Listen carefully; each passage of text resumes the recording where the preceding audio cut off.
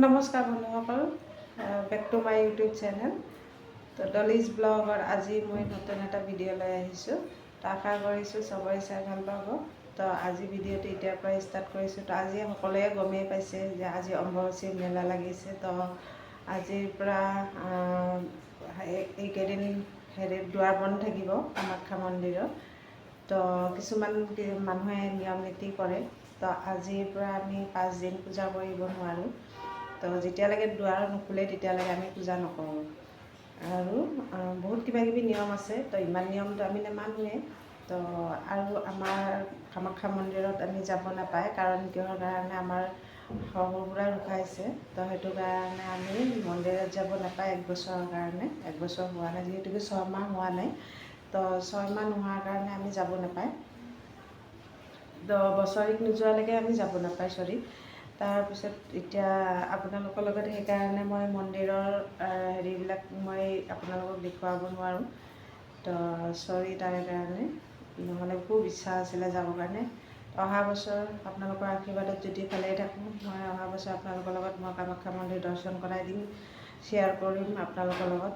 কামাখ্যা মন্দিৰৰ অম্বুবাচী মেলাত কেনেকুৱা কি হয় চবখিনি মই আপোনালোকৰ লগত শ্বেয়াৰ কৰিম।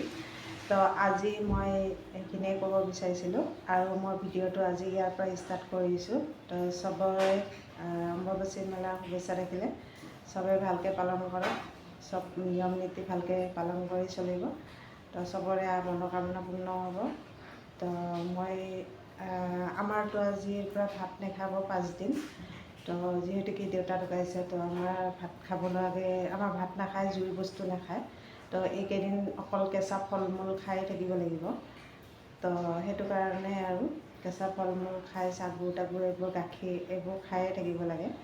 সেইটো কাৰণে আমাৰ 5 দিন মানে যোনে মুখাগ্নি কৰিছে সি মানিব লাগে বেছিকৈ, বাকীখিনি নামানিলেও চলে। তো সেইটো কাৰণে মানে তো আজি চাওঁ কি হয়। তো আমাৰ এতিয়া আজিৰ দিনটো কি কৰোঁ আপোনালোকৰ লগত শ্বেয়াৰ কৰিম। লগত থাকক, চাই থাকক মোৰ ভিডিঅ'টো। ৰাতিপুৱা মেগী বনাইছোঁ। তো এইপিনে মেগী আছে আৰু এইপিনে চাহ পাতিছোঁ, চাহ হৈ আছে। তো ৰাতিপুৱা আমি চাহ আৰু মেগী এতিয়া খাই লওঁ, তাৰপিছত বাকী কাম কাজ আৰম্ভ কৰিম। তো লগত থাকক, চাই থাকক ভিডিঅ'টো। তো এয়া মই ভাত পাতি দিছোঁ, চাউল ধুই পিনে এতিয়া ঢাকনখন লগাই ভাতটো হ'বলৈ দিওঁ। তাৰপিছত আৰু বাকী চব মছলা পাতি আলু পিঁয়াজ চব কাটি বেচি লওঁ। তো আজি কি বনাওঁ চাই থাকক, লগত থাকক। তো এয়া মাংস বনাম আজি, চিকেন। তো সেইটো কাৰণে মই এয়া চব মছলা মিক্স কৰি ইয়াত ৰাখি থৈছোঁ। মছলাখিনি পিচি ল'ব লাগিব। আৰু ইয়াত আলু পিঁয়াজ আদা নহৰু চবখিনি কাটি বাছি লৈছোঁ। তো এতিয়া মাংসখিনি ধুই মাংসখিনি বনাম। আজি এয়াই হ'ব ৰেচিপি। তো এয়া মই মাংসখিনি ধুই লৈছোঁ, চাফা কৰি লৈছোঁ ধুনীয়াকৈ। তো মাংসখিনি ধোৱা হৈ গৈছে। এতিয়া মই মছলাখিনি পিচি লওঁ। চিকেন বনাবৰ কাৰণে কেৰাহী পাতি দিছিলোঁ, তেল গৰম হৈ গৈছে। এতিয়া দি দিলোঁ জিৰা,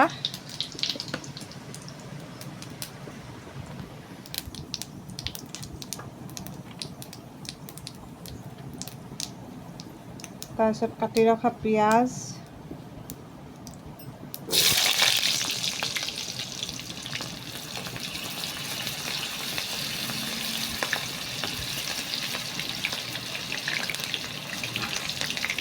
তাৰপিছত ইয়াত দি দিম কাটি ৰখা আলু,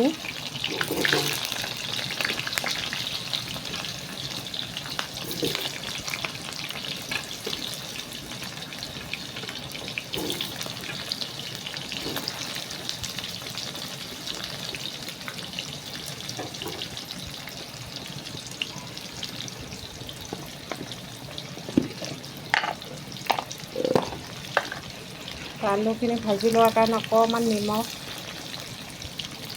অকণমান হালধি দি লওঁ। আলুটো অকণমান ভাজি লওঁ আগতে।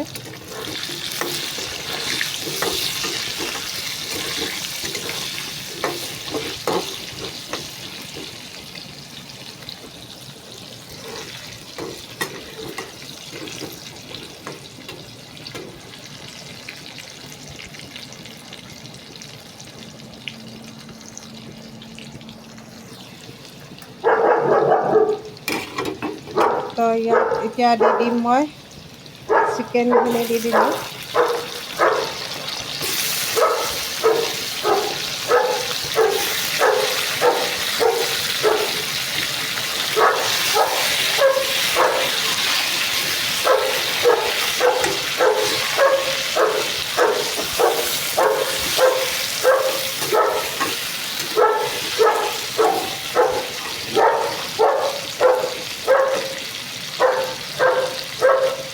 চিকেনখিনি অকণমান ভাজি হ'লে তাৰপিছত মছলা এড কৰিম। তো এয়া মোৰ মাংসখিনি ভাজি হৈ গৈছে। এতিয়া ইয়াতে মই মছলাখিনি দি দিম।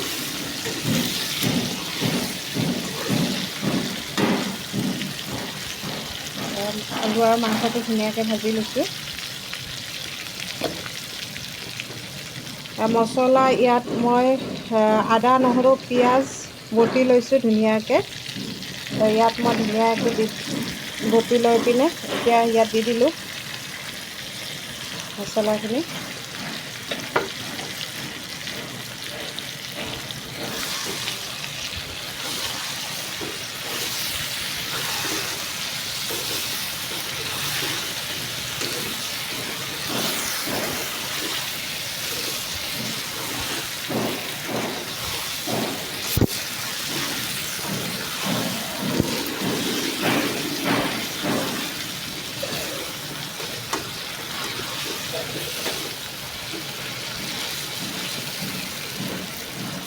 তো আদা নহৰু পিঁয়াজখিনি ভাজি লোৱাকৈ অকণমান কেঁচা গোন্ধটো যোৱাকৈ ভাজি ল'ম।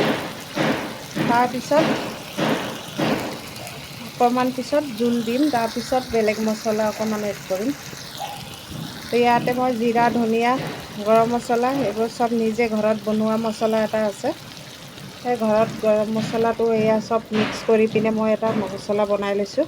তো এইটো মছলা মই নমোৱাৰ আগে আগে দি পিনে নমাই দিম। তো আজি চিকেনৰ বনোৱা ষ্টাইলটো অলপ বেলেগ ধৰণৰ বনাইছোঁ। আশা কৰিছোঁ চাই আপোনালোকে ভাল পাব।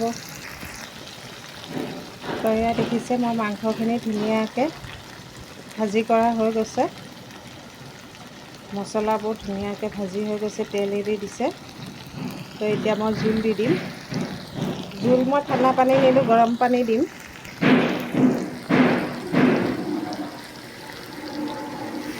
তো এয়া মই মাংসখিনিত এতিয়া জোল দি দিওঁ।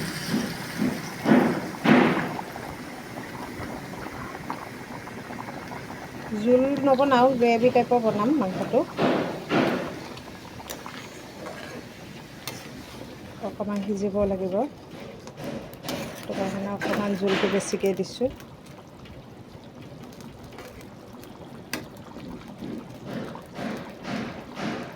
এতিয়া অকণমান মছলা এড কৰি দিম।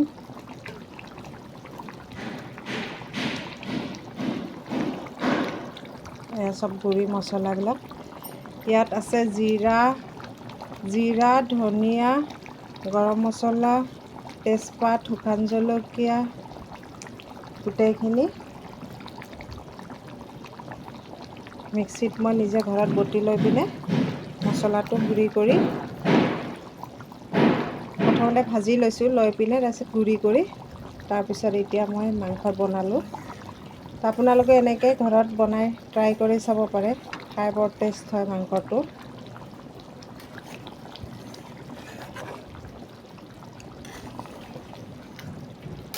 চবেইতো গুড়ি মছলা ইউজ কৰে, ময়ো কৰোঁ কেতিয়াবা কেতিয়াবা। আজি মই এনেকৈ বনালোঁ।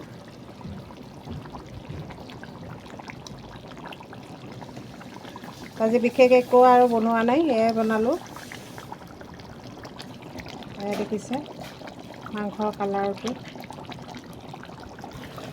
তো এয়া মোৰ মাংস হৈ গৈছে, এতিয়া নমাই দিম। তো এয়া মোৰ মাংস হৈ গৈছে, নমাই দিছোঁ। দেখিছে কি ধুনীয়া কালাৰ আহিছে। খাবলৈও বৰ টেষ্টি হয়। আপোনালোকে এনেকৈ বনাই ট্ৰাই কৰি চাব পাৰে। তো লগত থাকক, ভিডিঅ'টো চাই থাকক। এয়া আমাৰ গলু ৰাতিপুৱাই উঠি এনেকৈ খেলে।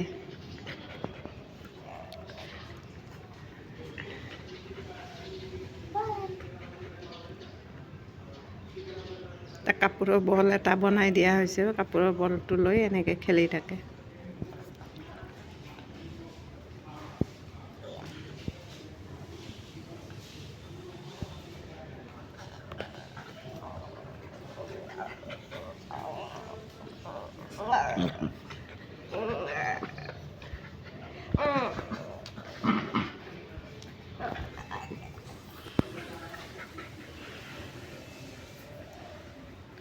গলু এইটো ল গলু।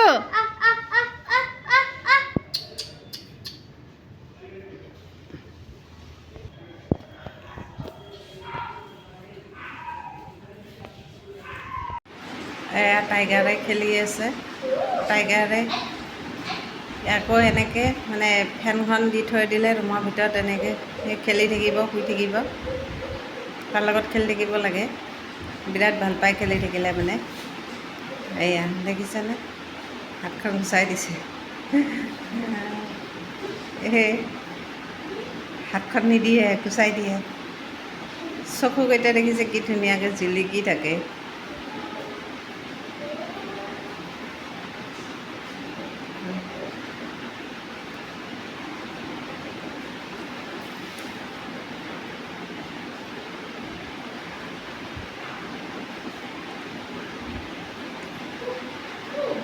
গলুৰ লগত খুব যুদ্ধ কৰি থাকে দুটাই।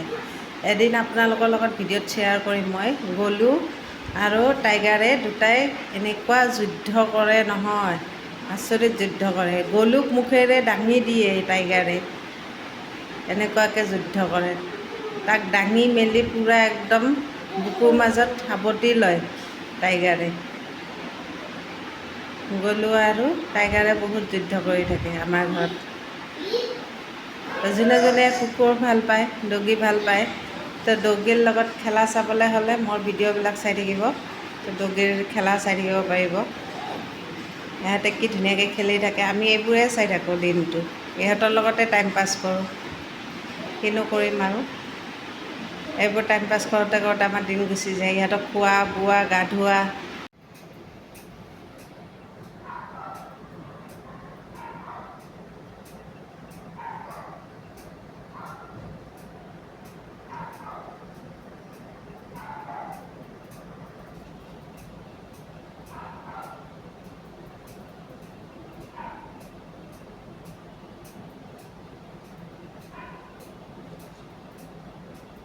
টাইগাৰক গা ধুৱাইছে।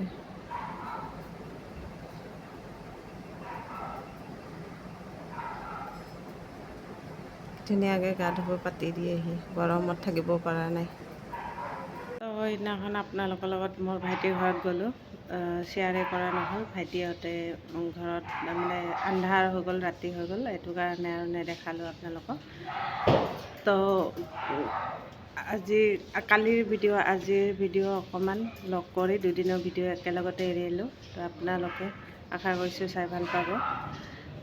তো আজি বহুত ৰ'দ দিছে, গৰম দিছে। গৰমত অৱস্থাই নাই, দেখি বেয়া পাইছে। ঘাম মুচি মুচি বহি কাম কৰিব লগা হৈছে। তো আজি আৰু চবেই আশা কৰিছোঁ ভালেই আছে, তো সুস্থ আছে। আজিৰ পৰা মই ভিডিঅ'টো ৰেগুলাৰ দিয়াৰ চেষ্টা কৰিম। তো আজিখিনিয়ে ভিডিঅ'টো এতিয়া এৰিলোঁ। তো subscribe, share, like, share, comment কৰিবলৈ নাপাহৰিব। তো সকলোৱে মোক ছাবস্ক্ৰাইব কৰিব, মোৰ লগত থাকিব, চেনেলটোৰ লগত থাকিব।